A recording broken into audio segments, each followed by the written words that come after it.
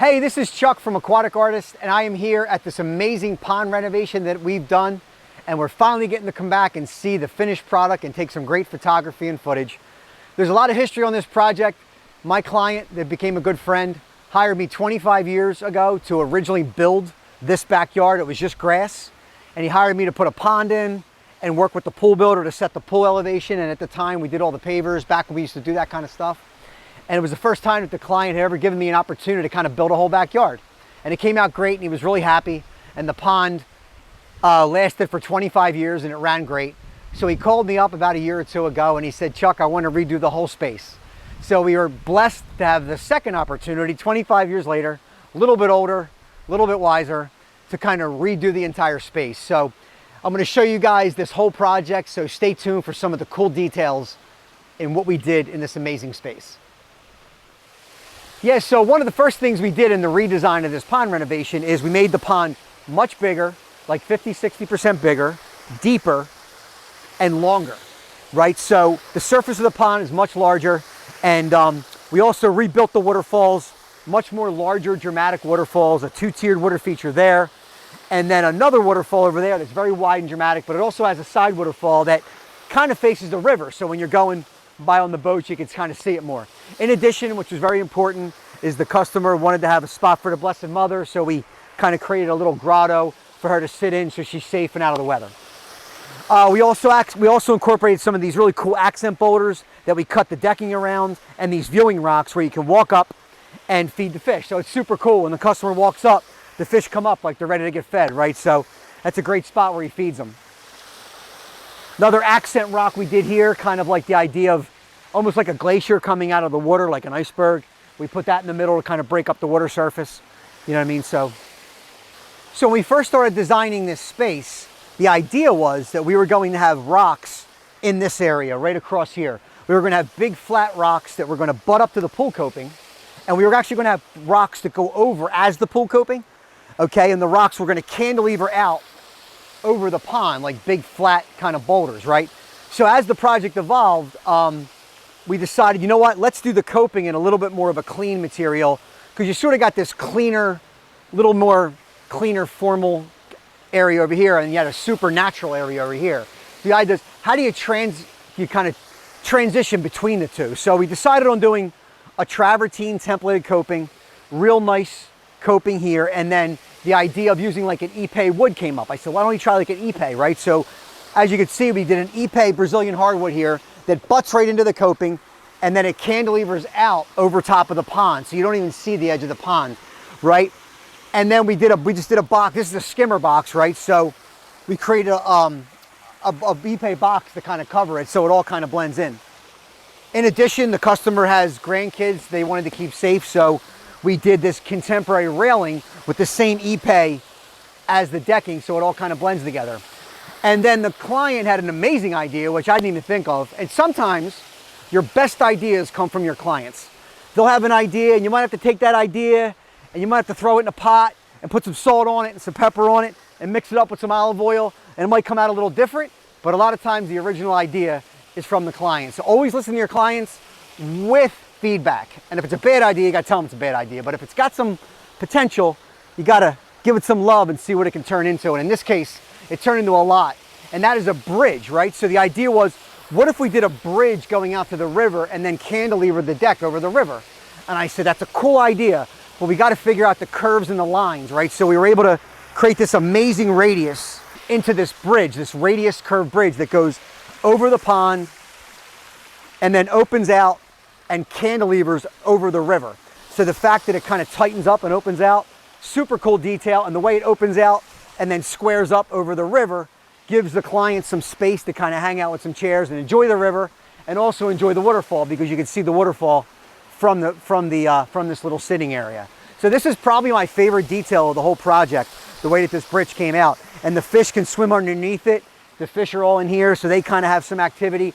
And it also gives them a space to hide, because you know you've got those predatory birds floating around, so it gives them kind of a spot to hide. So it serves multiple purposes, and really brought this project together. So part of the scope of this backyard renovation was doing no coping and tile on the pool. And the pool was put in, like I say, a long time ago, 25 years ago. And the pool, like in coping, was kind of a little up and down over time.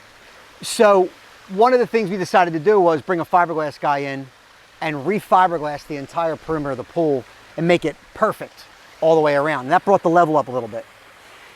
So that when we put the coping on and we put new tile on, everything got covered. So now it's perfectly dead on level all the way around with the new level of the coping.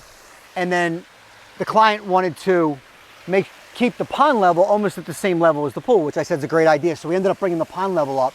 So as you can see, these two are almost at the same level, which gives it a very kind of cohesive look, which makes it look super cool because now that Ipe decking cantilevers over the water. So it gives it a very clean line, which is kind of awesome. And then it overshoots the wood a couple inches, and there's lights underneath that wood that shine on the waterfalls at night. So you can't see the fixtures, but they light up the waterfall inside the pond and on the waterfalls at night. So it looks really super cool. So yeah, this new tile line came out awesome, and it kind of brought everything together. So the pond and waterfalls are right there, and the side walls and the walls that go across the entire back that border the river, okay, they were designed as building them in, we built them in railroad ties, 6x6 pressure treated railroad ties. And the reason for that is weight and space, right? You need to build retaining walls on the back side. And it was very, very, very tight. And the customer wanted to make the pond as big as they could. So it didn't leave a lot of room. So we used 6x6 railroad ties to build the wall, as opposed to boulders, which you could take up 2 feet, right? So, you know, taking up 2 feet width versus 6 inches of width, right? And they serve the same purpose. So we ended up doing this wall and that wall in railroad ties. And then what we did was, because the client wanted to make it more natural looking, is we went and we commissioned an artificial stone company that fabricates artificial stone for Disney and all these places. And we had to make this artificial stone right in here. I mean, it's like you almost can't even tell the difference. This is all the artificial stuff. You can see it's hollow. And we used that to cover the railroad ties. So it gave a look, and we used that all in here. This is the artificial stuff, and this is the real stuff. So they did a pretty good job of kind of tying the colors together, right? So we did that along here, and it kind of veiled the railroad ties to kind of make it all blend. And then they also did it on the river side. But I'm not going to walk out there because my clumsy ass will probably fall in the water. So, you know, so all along there, you don't really see any railroad ties, okay? It's a combination of plants and the artificial stone. But again, I'm not a big fan of fake rock, but they did a hell of a job on this. This is the realest I've seen. So we were going through the design process of redesigning this whole space. This area right here that had all the filters and equipment for the pool and the old pond and all that was kind of a mess, right? It was 25 years of kind of adding and taking out, and it ended up being sort of a mishmash. So I said to John, I said, look, I want to kind of clean this whole space up. So we completely removed everything, completely out of the way. And then we put a whole new filtration system in. This is sort of a high quality commercial pond filtration system that has all kinds of good stuff in there. And so we built that space, and then we redesigned this whole area, panel. So we basically cleaned up this whole area, and then added a little dock that served two purposes. One, it gave access.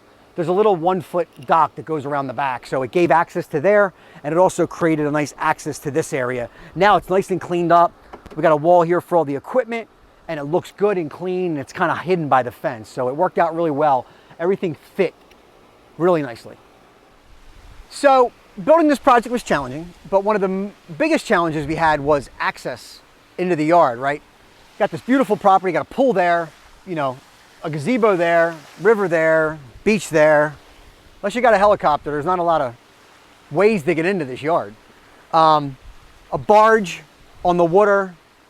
Started to talk about that with my insurance agent, putting equipment on a barge in the river. He almost had a nervous breakdown. So we didn't do that. So what we ended up doing was building a road across the beach and coming in that way. But even with that got us into the yard. But then the challenge, that allowed us to get everything demoed and out of the yard. But then the challenge became like, once you put the pond in, how do you build the waterfalls around it? How do you get around it? Because there's no way to do it. Because there's no room to do it. So what we ended up doing was, our project manager had an amazing idea. We put the pond in, and then we used these large EPS foam blocks, and we built a road inside the pond on top of the liner. So the liner was in, and we put these blocks down across the entire center, 3 feet by 4 feet by 8 feet. and then we put plywood on top of them, and then we ran our equipment on the foam blocks into the center of the pond. And that's how we set all the boulders. We set the boulders around the perimeter of the pond, and that's how we built all the waterfalls, was from on foam blocks inside the pond on top of the liner. And that was tricky. No holes in the liner, we protected everything, and it worked out great. But again, out of the box thinking, creativity, experience, all comes together to do something like that, because there was no other way to do it. So that came out awesome. And then we had to end up, like I say, building a roadway across the beach. We put in these big steel timbers and built a retaining wall, and then built a road. And then we got done, pulled it all out, put it all back together. So it came out great, and we're super excited.